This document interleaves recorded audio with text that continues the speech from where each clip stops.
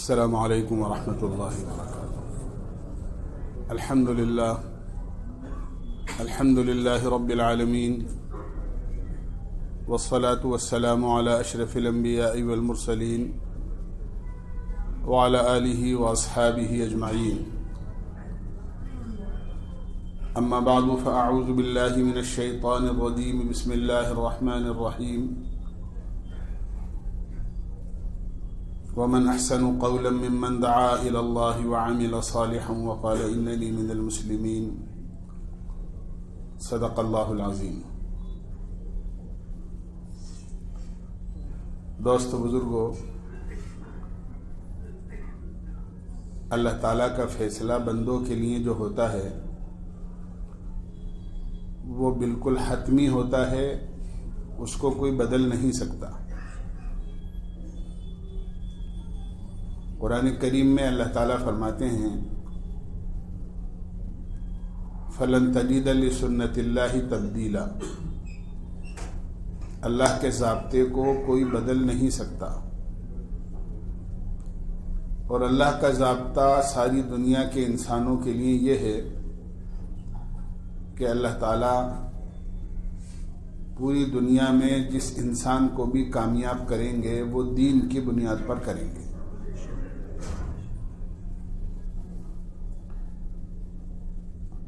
دنیا کی پھیلی ہوئی چیزیں اور اسباب کامیابی کے لیے اللہ نے نہیں دیے ہیں، بلکہ یہ تو امتحان کے لیے ہیں۔ ان میں امتحان ہوتا ہے بندے کا کہ کون تو ان چیزوں کو اصل سمجھتا ہے اور کون اللہ کی ذات کو اصل سمجھتا ہے۔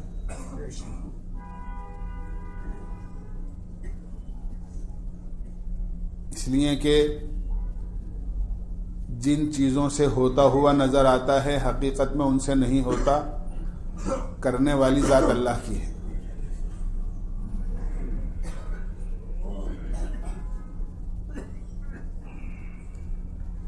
اس لیے یہ امتحان ہوتا ہے کہ چیزیں اصل ہیں یا اللہ کی ذات اصل ہے۔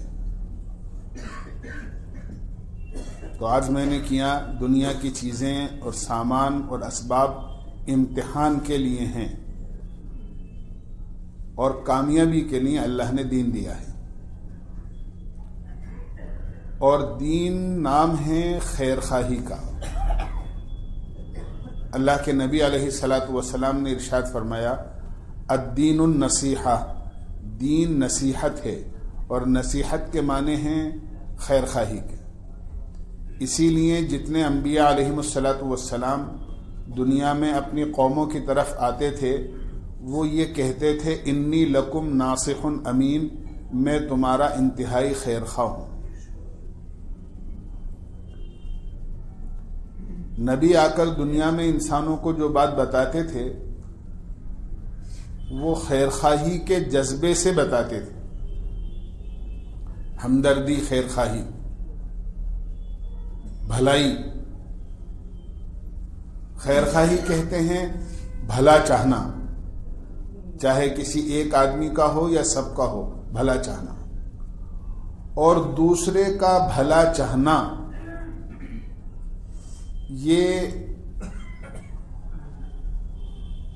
اتنی بڑی چیز ہے کہ اللہ کو بہت پسند ہے۔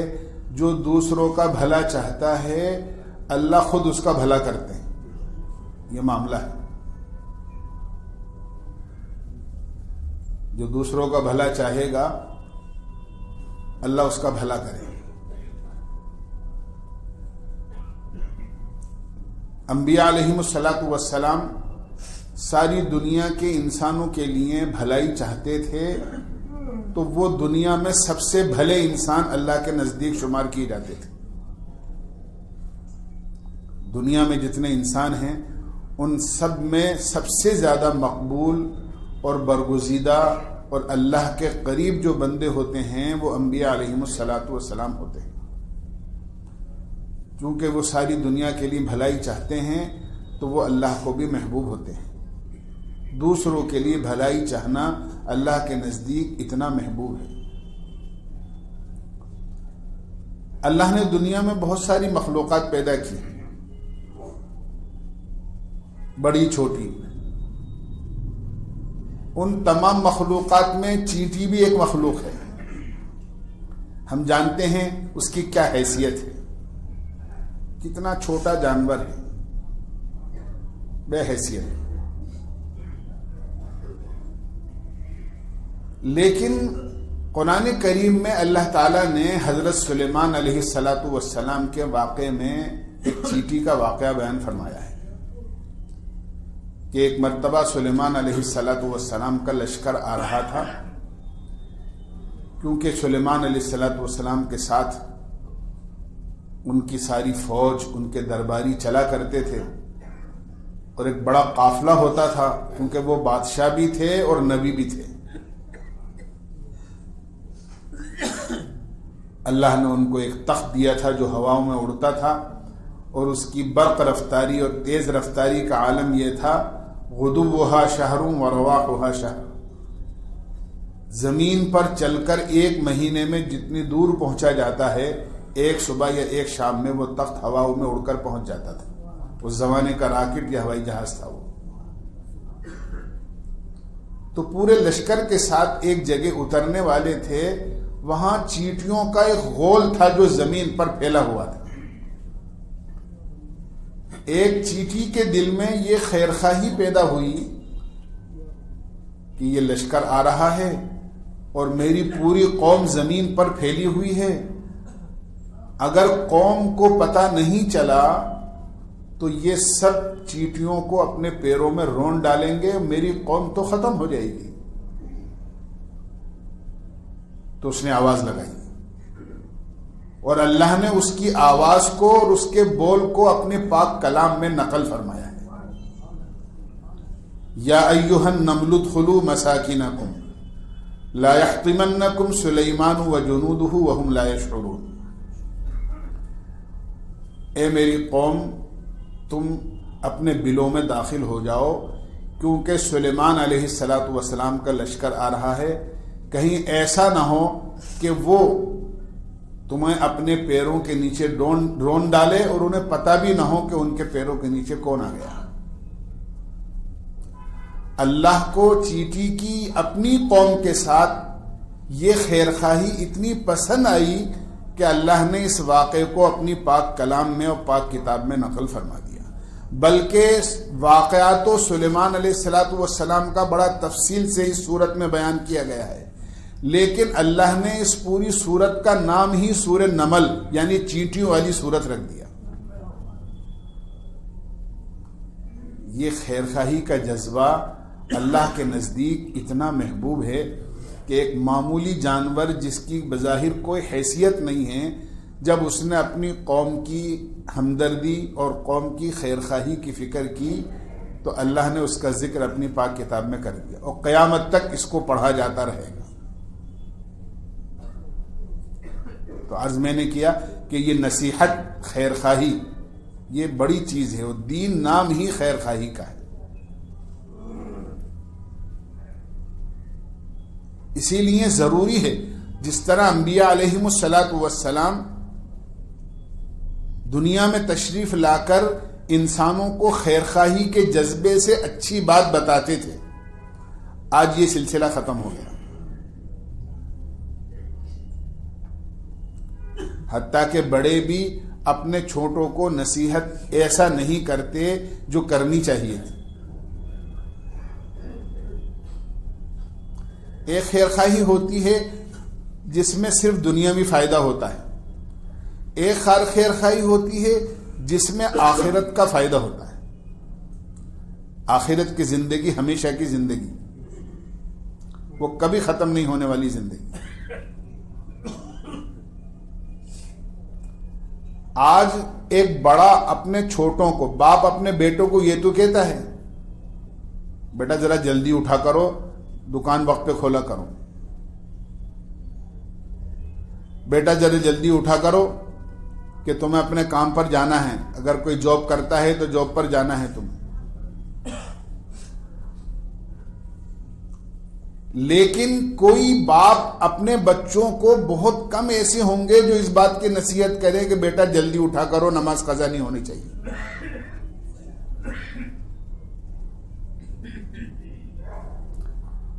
اگر بچی جوان ہو گئی تو گھر میں بڑے چھوٹے بھائی بہن ماں باپ بیٹھ کر یہ تو سوچتے ہیں کہ بھئی دیکھو فلاں جگہ سے ایک رشتہ آیا ہے، بولو کیا کرنا ہے، کیسے لوگ ہیں، بات ہاں کرنی ہے نہ کرنی ہے، کیا جواب دینا ہے۔ وہ ایک مرتبہ دیکھ کر گئے تھے، دوبارہ ان کا فون آیا کہ کیا خیال ہے۔ لیکن کبھی ہم سوچیں کہ اپنے گھر کے بچوں کو بڑوں کو جمع کر کے یہ نصیحت کہ بھائی ذرا بیٹھو سوچو، ایک دن دنیا چھوڑنی ہے اور اللہ کے ہاں جانا ہے،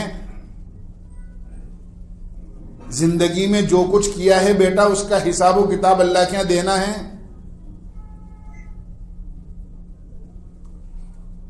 وہاں نہ کاروبار کام آئے گا، نہ بزنس کام آئے گا، نہ دنیا کی چیزیں کام آئیں گی، وہاں تو دین کام آئے گا۔ کیا گھر میں اس کا ماحول ہے؟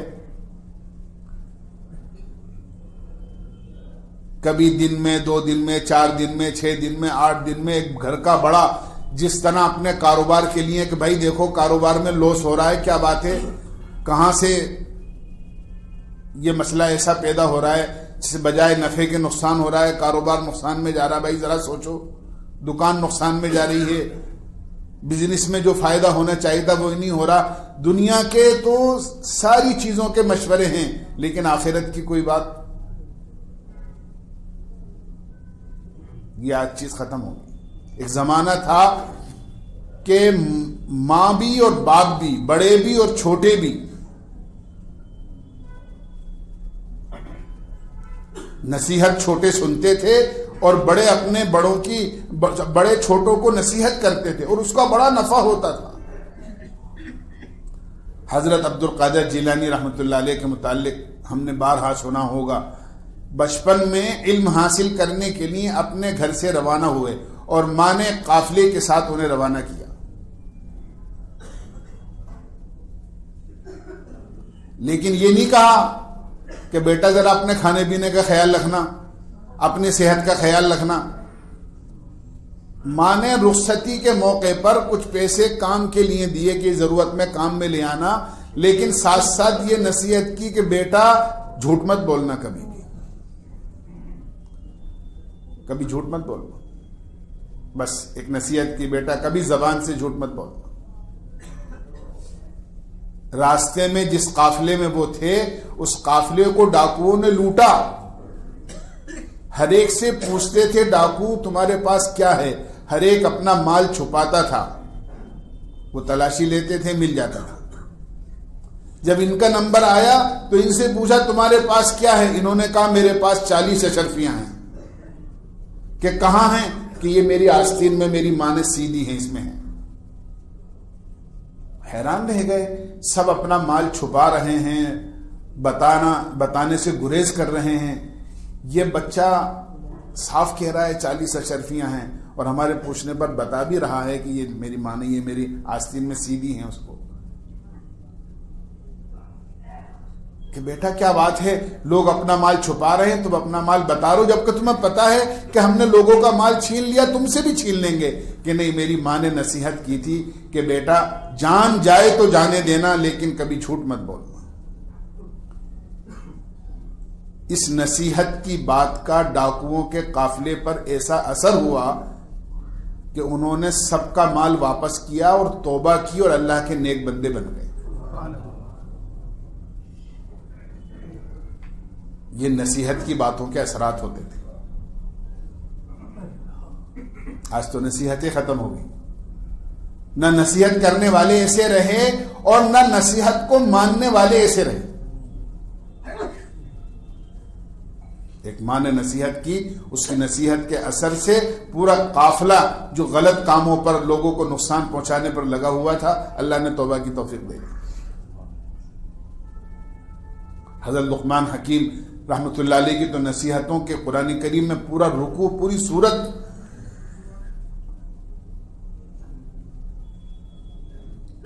بڑے بڑے ابواب ہر چیز کے بارے میں ان کی نصیحت کے، اپنے بیٹے کو نصیحت کر رہے ہیں۔ ایک مرتبہ کہنے لگے بیٹا زندگی میں تمہیں بہت ساری نصیحتیں کی ہیں، دنیا سے جانے کا وقت ہے، میں تمہیں 4 نصیحتیں کرتا ہوں، میں تمہیں 4 نصیحتیں کرتا ہوں۔ کہنے لگے دیکھو بیٹا 2 چیزیں تو ایسی ہیں جو کبھی مت بھولنا، ہمیشہ یاد رکھنے کی، وہ بھلانے کی نہیں، اور 2 چیزیں ایسی ہیں جو بھلا دینے کی، جو یاد رکھنے کی نہیں۔ ان 4 نصیحتوں میں گویا انہوں نے پورے دین کو باندھ دیا۔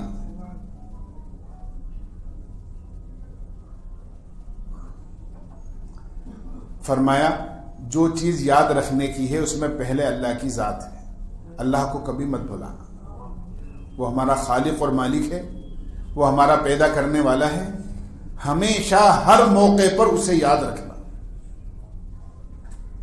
کیوں کہ قرآن کریم میں اس نے یہ بات کہی ہے خود، وَهُوَ مَعَكُمْ أَيْنَمَا كُنْتُمْ، تم جہاں بھی ہو وہ تمہارے ساتھ ہے، لہذا اسے مت بھولنا۔ آج بہت بڑی ایک بھول کہیے، ہماری گستاخی کہیے، یا ہماری غلطی کہیے کہ ہم اپنے پیدا کرنے والے کو بھولے ہوئے، خیال بھی نہیں آتا اللہ کا، نہ اچھے کام میں خیال آتا ہے اور نہ گناہ کرتے وقت میں خیال آتا ہے۔ اچھے کام میں خیال کا مطلب یہ ہے کہ آدمی کوئی اچھا کام کرے تو اس کو اپنی طرف منسوب نہیں کرے، بلکہ اللہ کی ذات کی طرف کرے، یہ میں نے نہیں کیا، یہ تو اللہ نے کرایا ہے، میرا اللہ کی مدد سے ہوا ہے، میں کچھ نہیں کر سکتا جب تک اللہ کی مدد ساتھ نہ ہو۔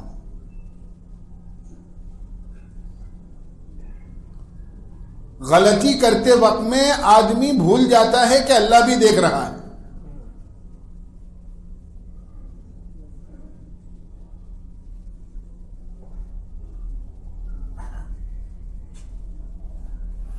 حضرت یوسف علیہ السلام کا واقعہ اللہ تعالیٰ نے قرآن کریم میں بیان کیا ہے کہ زلیخا جو مصر کے بادشاہ کی بیوی تھی، حضرت یوسف علیہ السلام کی خوبصورتی کو دیکھ کر اس کی نیت خراب ہو گئی، اور اس نے اپنے کمرے میں ان کو بلا لیا، اور وہاں ایک تصویر تھی جس کی وہ عبادت کیا کرتی تھی۔ جب یوسف علیہ السلام کے ساتھ اس نے گناہ کا ارادہ کیا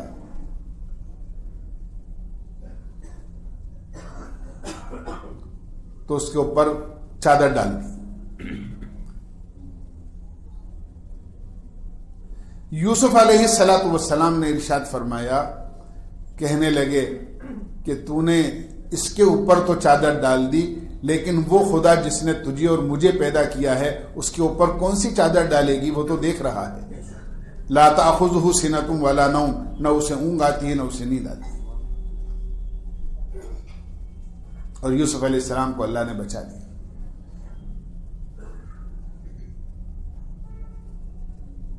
آدمی سوچتا ہے کہ میں اندھیرے میں ہوں مجھے کوئی نہیں دیکھ رہا، میں تنہائی میں ہوں مجھے کوئی نہیں دیکھ رہا، اور اللہ تعالیٰ اپنے پاک کتاب میں کہہ رہے ہیں وَهُوَ مَعَكُمْ أَيْنَمَا كُنْتُمْ، تم کہیں بھی ہو تمہارے ساتھ ہے۔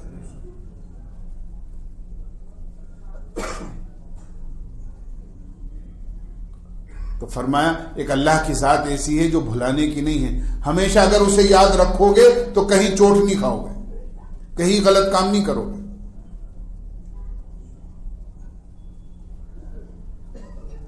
چور کو اگر یہ پتہ لگ جائے گھر میں داخل ہوتے وقت میں کہ کوئی آدمی جاگ رہا ہے، اگرچہ وہ بوڑھا ہی آدمی کیوں نہ ہو، اس کی کھانسی کی آواز آ گئی، اگرچہ وہ بستر سے اٹھ بھی نہیں سکتا، تو چور بھی ایک مرتبہ جھجک جاتا ہے کہ نہیں کوئی جاگ رہا ہے۔ جب ایسے کمزور آدمی کو پا کر اور دیکھ کر چور کے دل میں یہ خیال آ جاتا ہے جب وہ غلط کام کرنے جا رہا ہے کہ نہیں کوئی مجھے دیکھ رہا ہے، اور وہ اپنی حرکت سے باز آ جاتا ہے، جھجک جاتا ہے، ایک دم ہمت نہیں ہوتی اس کی، تو جب یہ خیال آئے گا کہ میرا اللہ مجھے دیکھ رہا ہے تو کون سا غلط کام کرے گا؟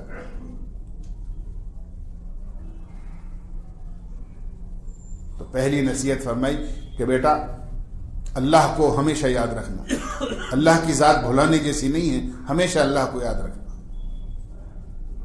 دوسرے فرمایا اپنی موت کو ہمیشہ یاد رکھنا، اس خیال کو دل سے نکال دینا کہ تم ابھی تو بہت دن ہے، ابھی تو بہت کچھ کرنا ہے۔ موت ہمیشہ تمہارے سر پر سوار ہے اور وہ کبھی بھی آ جائے گی، اس کا وقت متعین ہے، لیکن وہ اللہ کے علم میں ہے، وہ اللہ نے تمہیں نہیں بتایا ہے۔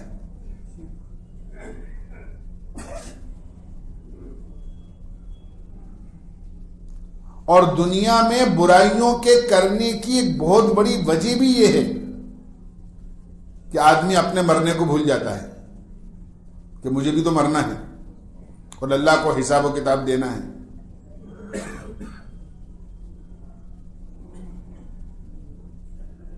آدمی یہ بھول جاتا ہے، موت کو یاد رکھنا۔ اسی لیے اللہ کے نبی علیہ الصلاۃ والسلام نے اس آدمی کو بہت سمجھدار کہا ہے جو اپنے مرنے کو اور موت کو یاد رکھے۔ الکیس من دان نفسا وعمل لما بعد الموت۔ سمجھدار وہ ہے جو اپنے نفس کا ہمیشہ محاسبہ کرتا رہے اور مرنے کو ہمیشہ یاد رکھے کہ مرنے کے بعد ایک زندگی ہے۔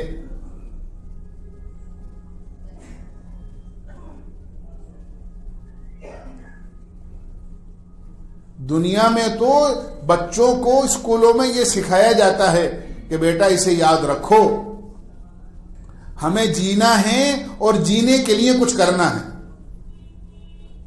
اس پر ترقی کی باتیں سکھائی جاتی ہیں، ہمیں انجینئر بننا ہے، ہمیں ڈاکٹر بننا ہے، ہمیں یہ ڈگری حاصل کرنی ہے اور ہمیں یوں مال کمانا ہے۔ کہ بیٹا ہمیں جینا ہے اور جینے کے لیے کچھ کرنا ہے، اور اللہ اور اس کے رسول کی تعلیمات یہ ہیں کہ ہمیشہ ہر آدمی بچہ ہو یا بڑا یہ یاد رکھے کہ ہمیں ایک دن مرنا ہے اور مرنے کے بعد کی زندگی کے لیے کچھ کرنا ہے۔ اس کو کوئی نہیں سکھاتا کہ ایک دن مرنا ہے اور مرنے کے بعد کی زندگی کے لیے کچھ کرنا ہے۔ قرآن کریم میں اللہ تعالیٰ فرماتے ہیں یا ایھا الذین آمنوا اتقوا اللہ ولتنظر نفس ما قدمت لغد۔ ایمان والو اللہ سے ڈرو اور ذرا یہ بھی دیکھو کہ آنے والے کل یعنی آخرت کے لیے تم نے کچھ کر رکھا ہے نہیں کر رکھا۔ دنیا کے لیے تو تم نے بہت کچھ کیا، لیکن مرنے کے بعد کی زندگی کے لیے بھی کچھ کیا یا نہیں کیا؟